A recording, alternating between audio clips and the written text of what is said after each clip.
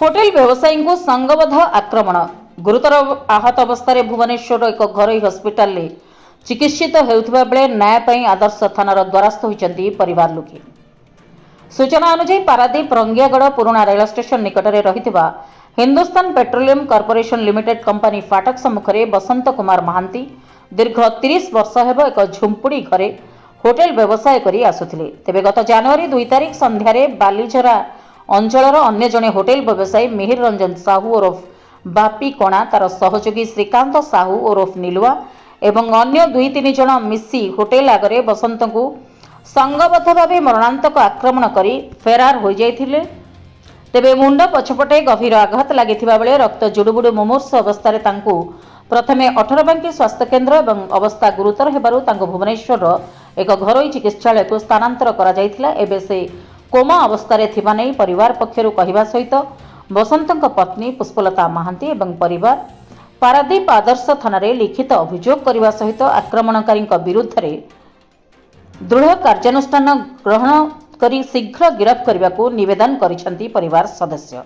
एठी एक प्रश्न उठे जे पूर्वरु क्राइम घटाउथिबा बापी सर्खेल को अनुगत बापी कणा और बापी को किभली पारादीप पुलिस गिरफ करुनी ना बापी सर्खेल को हाथ रे जगतसिंहपुर पुलिस ना पारादीप थानार पुलिस माने अनुगणित एहा उपरे तदंत करबा उचित।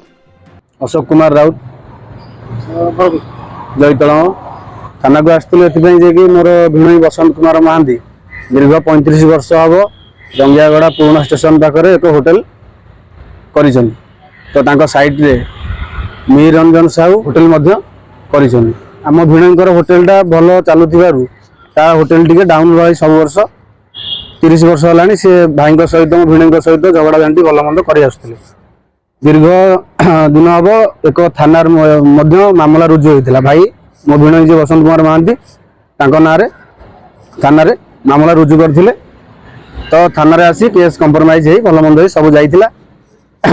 एबे किछि दिन तले प्रशासन तांकर जो बापी कणा जे मिहिर रंजन साहू बापी कणा तो तांकर होटेल रे निशा कारबार होथिबारु प्रशासन तांकर होटेल टी भांगी देइथिला।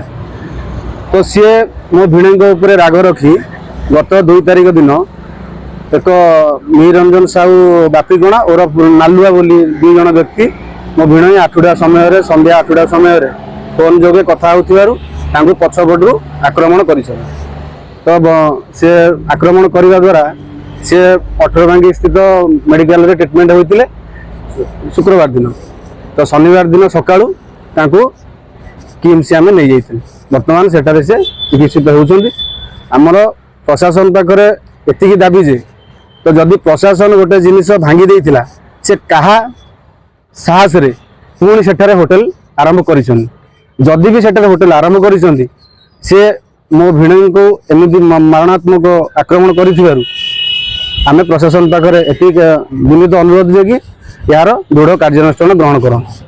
आज आसीलु आम जिते आमर 2 तारिख दिन घटना घटी आम जेहेतु हॉस्पिटल रे व्यस्त सकाशे सेठारु आमर तो पेशेंट को अवस्था वर्तमान बहुत गुरुतर आम सेठारु आसी पार नथिलु। आज सकाळु आसी थाना रे एफआईआर देइथिलु जे कि आईएससी महोदय नाहंती बेराउ बोली जणे थिले तांको आम एफआईआर देइछु। से कहिथिले संध्या सुधा मामला रुजु करियो।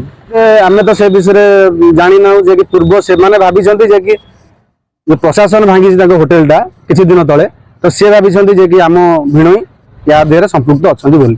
तो प्रशासन संगे आम भिणई संपुक्त काई रही सेठारे तांकर निशा कारबार भलमंद होउथिबार प्रशासन सेटा भांगी देइथिला। हम भौणी मोर एफआईआर देइछि। जगतसिंहपुर संतोष मल्लक रिपोर्ट जन अधिकार लाइव।